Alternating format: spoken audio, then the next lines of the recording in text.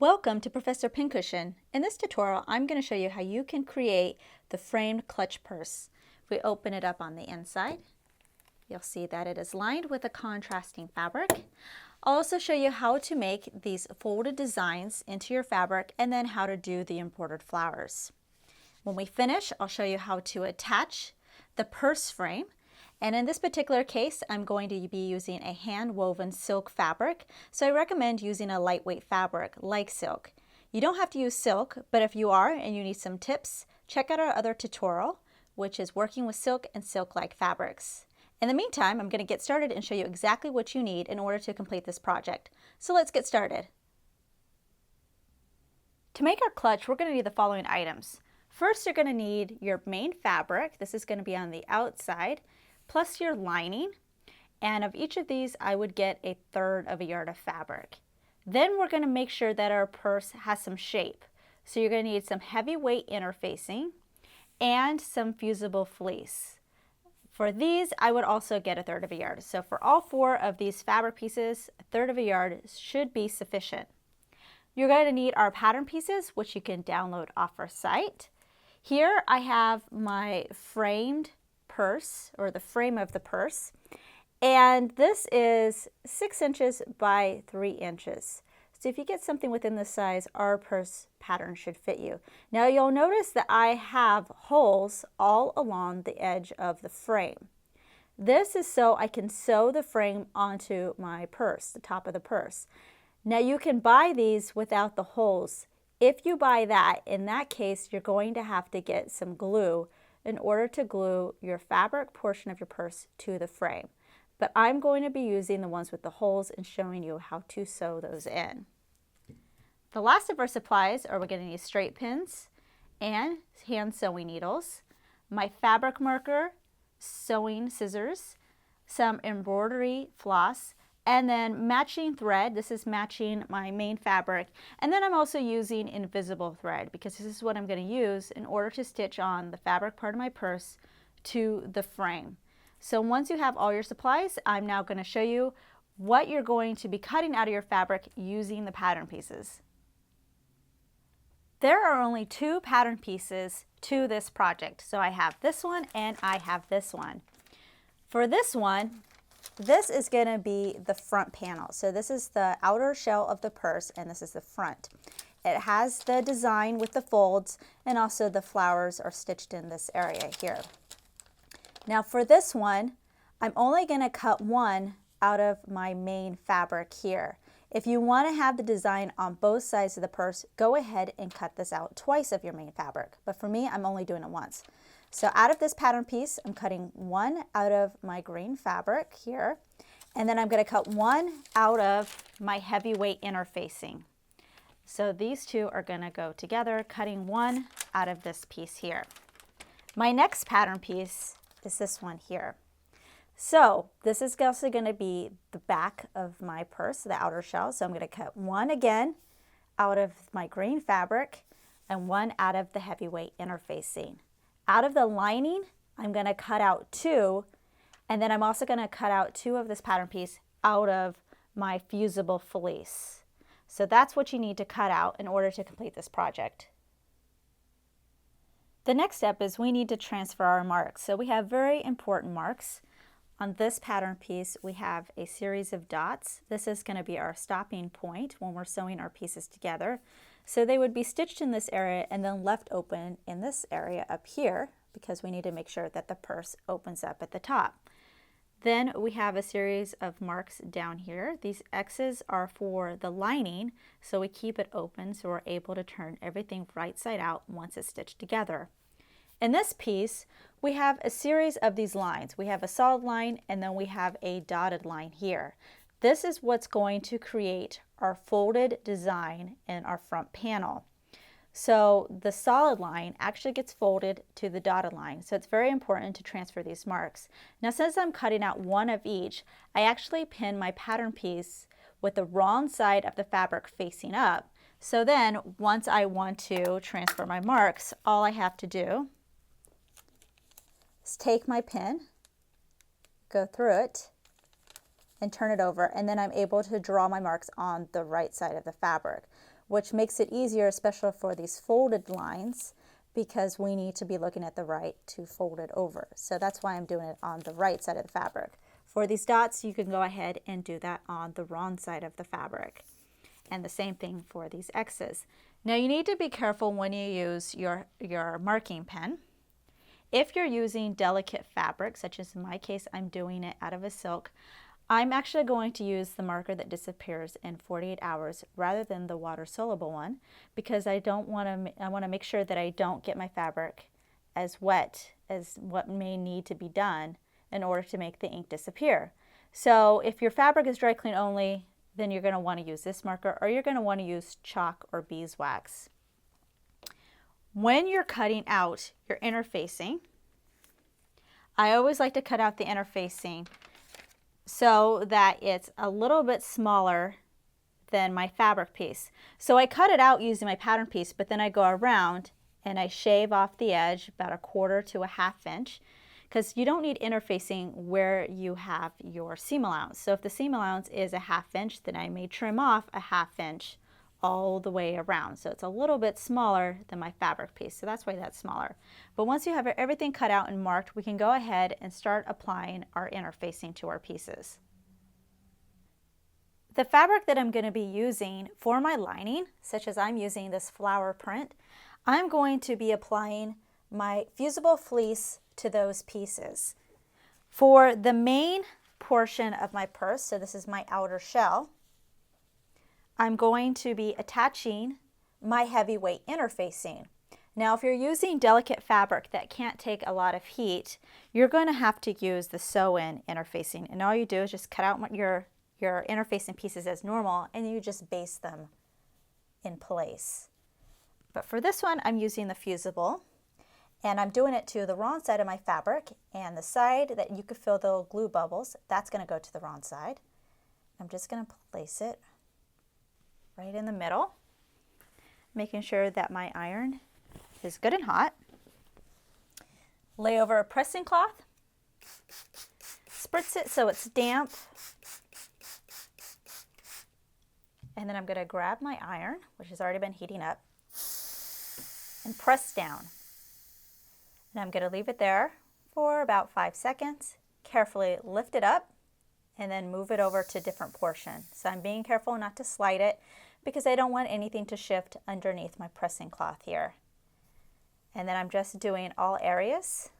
And you can lift it up, and you can see here, like, I need to do more in this area, but this portion is pretty well adhered. So I can just finish that and do my rest of my pieces, and then we can move on to the next step. Now that the prep work is done, now we can get to the fun part. So we're going to start putting our purse together. You're going to take the front panel of your main fabric. So this is the one that's kind of odd shaped. And what we're going to do is start creating our folded design here. So where we have the solid lines, we're going to fold them and bring them down to the dotted lines. So to do that, I'm going to start with the one on the top. Move that down a little bit. And I'm going to fold along the solid line. So the solid line is right in the middle of my fold. So once I have that, I'm going to bring it down to the dotted line. So the solid line is going to meet the dotted line. I'm going to grab some pins here. And then I'm just going to pin it in place. And you're going to do that 3 times. And after I have it all folded, I like to press it so I have a nice crisp edge to my fold.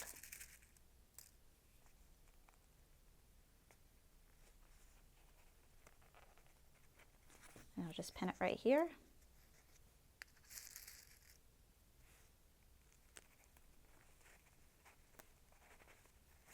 And once it's all folded, you'll find that the size and shape of this piece will then match our back panel and our lining.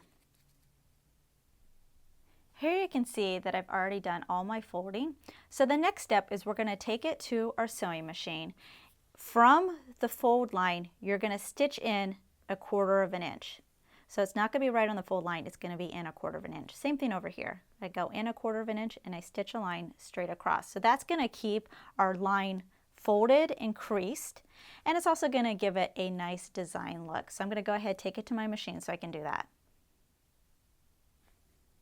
For stitching my folds, and remember I'm doing a 1/4 inch away from the fold, I'm just using my matching all-purpose thread, and I'm doing a regular width stitch. So I'm going to be doing that for all 3 of my folded edges. Don't forget to backstitch at the beginning and at the end.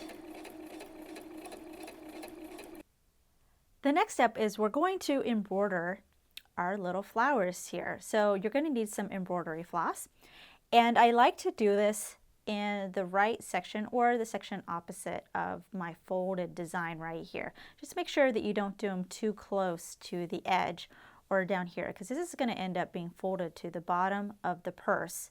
So you kind of want to stay close to this bottom fold here and in this area. And I don't really have any set pattern or design on where I place my flowers. I just place them wherever I want. And I just do them so that the bigger the stitch, the bigger your flower is going to be. And we're going to get a little closer so I can show you exactly how it's done. To create the flower, I'm going to be using a detached daisy stitch or the lazy daisy. So this is an embroidery stitch that I'm going to be showing you. So I'm going to be starting out with my embroidery floss on my thread. And if you look at your embroidery floss very carefully, you'll see that it's made up of 6 individual strands. I'm actually pulling that apart and just using 3 of them. I'm going to come up from underneath on the wrong side to the right side, pulling it through. And then right where I came up on my fabric, I'm going to go back into the fabric, but come up a little ways away from that. And the distance between where you go in and then where you come up, that is going to be the length of one petal. So the bigger you make this distance, the bigger your petal is going to be. So before I pull it all the way through, I'm now going to take this strand, go underneath the needle. I'm going to hold it with this thumb, and I'm going to pull my needle through like this. And you don't want to pull it too tight because that's going to make the edges of the petal really close together. But you want to have it a little tight. And now I'm just going to bring my needle down on the outside of the end of the petal. So as close as you can get right there. And you're going to pull it through. Like that. So there's one petal. So then I would just create another one. And you can do as many petals as you want. There's no rule that you can only do 5 or 10 or whatever. I usually do about 5 or 6. So I just came up, and now I'm going to go back down near where I came up, and then come out, trying to make it the same distance that I did over here because I want everything to be consistent. I take my embroidery floss, put it around the needle, behind the needle, and then holding with my thumb and pulling the rest of this through. And then I go back down right on the outside because you're just creating a little stitch that's keeping the shape of your petal. And there's the other one. So then I would just do the same thing until I come all the way around and it forms a flower. After I'm done with that, I just tie a knot in the back, and then if I want to do another one, I go ahead and start the process all over again. Next, we're going to attach the front of our bag with the back of the bag. So here's the front, right side facing up. I'm going to take the other part of my outer shell. I'm going to put it so it's right side up. Right sides together, so right side down. And I'm going to have the interfacing showing on the outside. Going to line everything up. And then once I have that done, I'm going to grab my straight pins. And you see I have my marks here and here. So what I'm going to do is I'm going to pin down here and then across from here because we're going to do a 1/2 inch seam allowance, a regular stitch. Don't forget to backstitch from here to the end here, from here to here, and from here to here. This area here, we're not sewing. We're keeping that open. The same thing over here, and everything above these dots here is going to stay open. So I'm going to go ahead and pin this, and then take it to my machine so I can do my 1/2 inch seam allowance.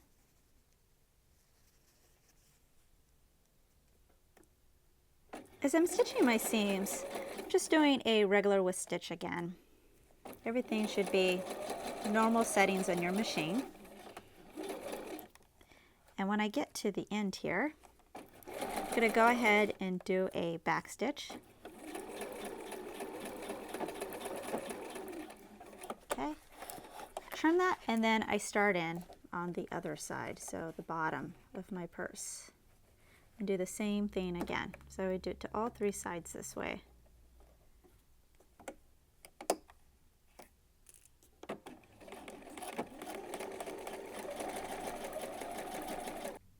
For the lining, I'm going to be doing something similar that we just did in the last step. So here's one piece, right side facing up. I'm going to grab the other one, put right sides together.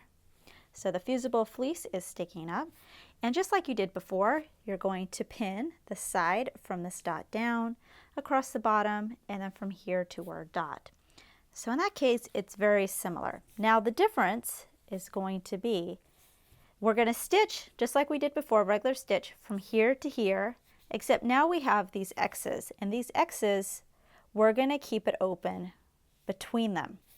So you're going to stitch from here, stop here, back stitch, and then you're going to start again from this X and then stop here.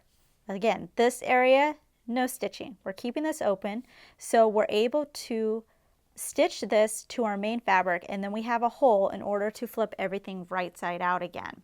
So that's why we're leaving it open. So I'm going to go ahead, finish pinning it. Again, you're going to do your 1/2 inch seam allowance just like you did for your main fabric. And then once that's all done, we can move on to the next step. The next step is we're going to deal with these corners. So these should be open, and what we're going to do is we're going to square them off. So to do that, I'm going to bring the bottom corner here to the side corner here, and the seam allowances, so this seam allowance and this seam allowance are going to meet. So I'm just sticking my hand in, and see how it's open, and I'm just going to bring the 2 seam allowances together. Like that. So you'll see it, there's my seam allowance on that side. If I was to flip it over, you can see my seam allowance on the other side. So these 2 corners, they're being spread apart from each other in order to create that. So let me open it up again. Seam allowance to seam allowance come together like that. And I'm going to be doing this for both corners and also for the lining. So I'm doing it for the main fabric and I'm doing it for the lining as well. Once I have this corner created, let me actually move this out of the way. All right, so there's my corner right there. So once I have this done, I'm just going to stitch across my 1/2 inch seam allowance using a regular stitch again. And I would do the same thing for this side. So bring seam allowances together.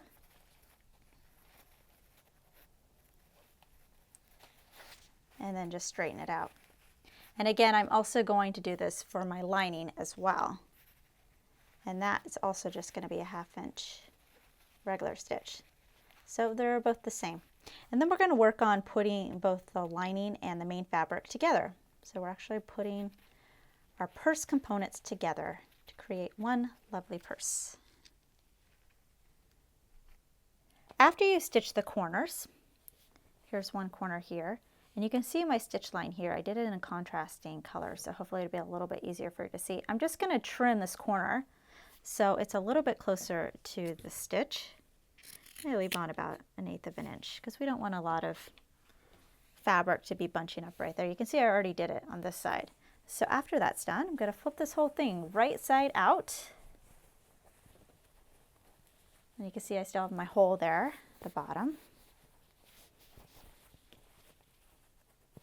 Okay, just getting out those corners a little bit. There we go. So there's my lining. I'm going to then take my lining and I'm going to put it inside my outer shell. I'm keeping this wrong side out though because I want it to be right side to right side. So I'm sticking my lining into my outer shell.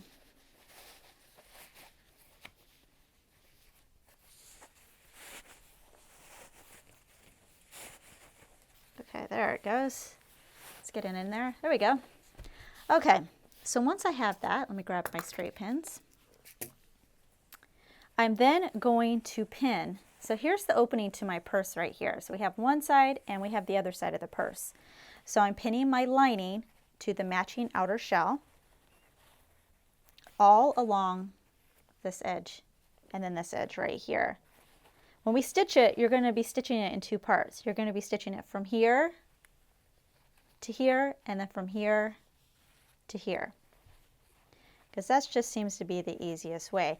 Now where you have your seam allowance already stitched, it's going to be folded in like this. You're just going to bring it out as best you can and try to get as close to your stitch seam allowance as you can. You probably won't be able to get all the way, but we'll fix that when we turn the whole thing right side out. So you just try to get as best you can, lining everything up, pinning it, and then we're going to take it to our machine and we're going to stitch the 1/2 inch seam allowance all the way around. And I'll show you how I do this corner right here so you can get a little bit better view. But right now I'm just going to pin it and get all that set up. I'm stitching the two sides of my purse with the lining side facing up. For me, that's easier, but if you want to do it with the outer shell facing up, you can do that as well. I just like doing it on the lining side because I want to get as far back here that I can get. And all I'm going to do is I'm doing it at the 1/2 inch, but I'm just going to pull back. Sometimes you have to press down the other side so you can get back there. And you want to start where it's still flat and you don't have any wrinkles. So once I get to that point, I can go ahead, put my needle down, and I can just do my back stitch. Maybe it'll get me a little further back.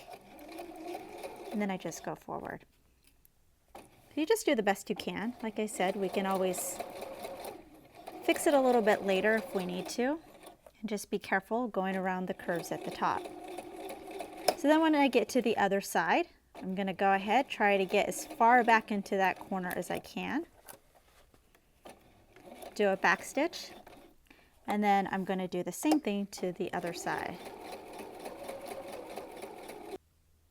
After you finish stitching the top of your purse, what you're going to do is you're going to trim along the top. So here's my stitch line. I'm going to trim it so there's about 1/4 to 1/8 of an inch left, and then I'm going to clip little notches into the curved portions, and you can see I've already done it here. Here are my notches. They're little inverted triangles here, and I made this a lot smaller because this is the portion of the purse that we're going to stick into our frame, and we want to make sure we don't have a lot of fabric bulking up that area so it slips in pretty easily.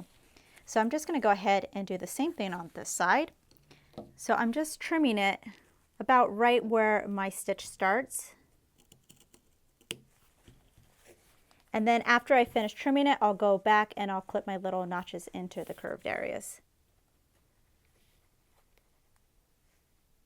Next, we're going to turn the purse right side out. So this is my favorite part. You're going to pull the lining away from the outer shell and from our hole. You're going to put your outer shell into that hole. And we're going to pull everything out.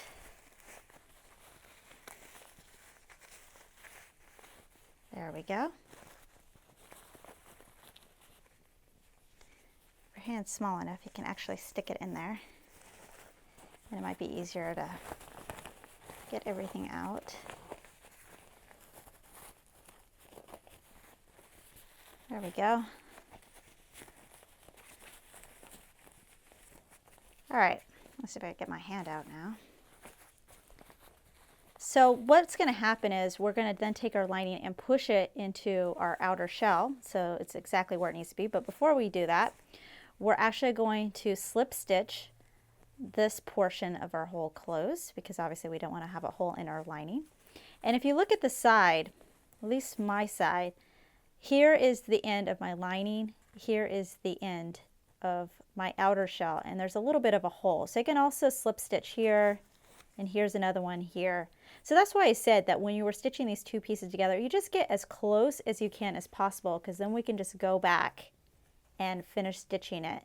So it's a little bit easier. So I'll show you how to do that. But right now I'm just gonna finish getting everything out and pin everything together that needs to be pinned together, so we can do that. Here's where my hole is in my lining right here. And I just pinned it in place by folding over each side my seam allowance, which is a 1/2 inch, and then pinning it together. So there's a 1/2 inch folded over on this side, and then a 1/2 inch folded under on that side. So once you have it all pinned, you're going to go ahead and grab your needle and thread, and we're going to hand sew a slip stitch to close it. Okay. And all I'm going to do is I'm going to grab one side, and I like to grab it on the inside of the fold.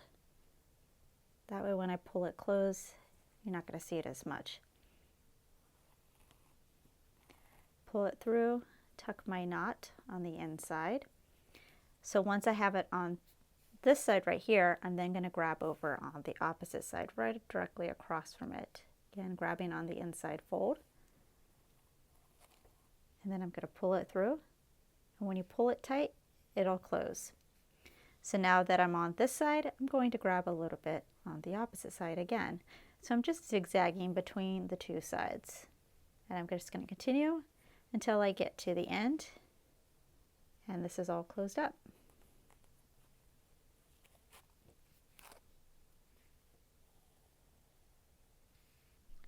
So if you still have openings on your side in this area because you weren't able to stitch close enough, you would use that same slip stitch in order to close them.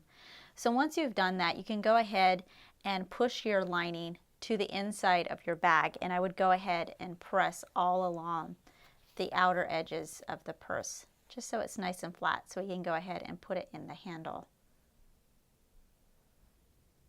Here's my purse frame, and yours may be slightly different than mine. But on one side, I have these holes because these are the holes I'm going to be sewing my purse to. And if I were to open it up, you'll see on the inside, no holes. Maybe yours has holes on both sides, but mine only has holes on one. If we were to look at the side view, you'll see it has a little groove in between the two sides. So this groove is where you stick the different sides of your purse. So one side would go into this side, one side would go into that side. So once you stick it in there, you're going to hold it, because what we're going to do is stitch our purse frame to our purse. Sewing on my purse frame, I just use an invisible thread and I'm sewing it on by hand. You can use a regular all-purpose thread if you want. It's just because my main fabric and my contrasting fabric are so different that you're going to see it. So that's why I'm using the invisible one. But you'll see here there's a series of holes, and because there's no holes on the back of my frame, I kind of have to come up at an angle in the back and try to come up through the hole. And I'm doing a running stitch. And you can see I have straight pins here that I'm just kind of using to temporarily hold my fabric. So it'll be a little bit easier in order to hold it while I sew. So let me see if I can get it through the hole. You can see I already did a couple of stitches right here. So I'm coming up through that one, and then I just go down on the next hole. And again, I have to come down at an angle. So it'll show a little bit on the lining more than it does on the front, but because it's invisible thread, it's not really that noticeable. So then I would just do the same thing on the next hole. And you want to pull it pretty tight. And if you want to make sure that it's really secure, maybe go through it twice, just so you can make sure that the purse is going to stay connected to the frame no matter what you put in it. So that's all it takes in order to go through it. And you would just do the same thing for the other side. Once you've attached the purse frame, then your clutch is done. Let's take a look on the inside. There we have our lining, and the outside looks finished. And really that's all it takes in order to make your own frame clutch. Make sure to check out our other videos and visit ProfessorPincushion.com to view our complete library with well over 100 sewing video tutorials. New tutorials are released regularly, so make sure to subscribe to be notified of the next release. Thanks for watching!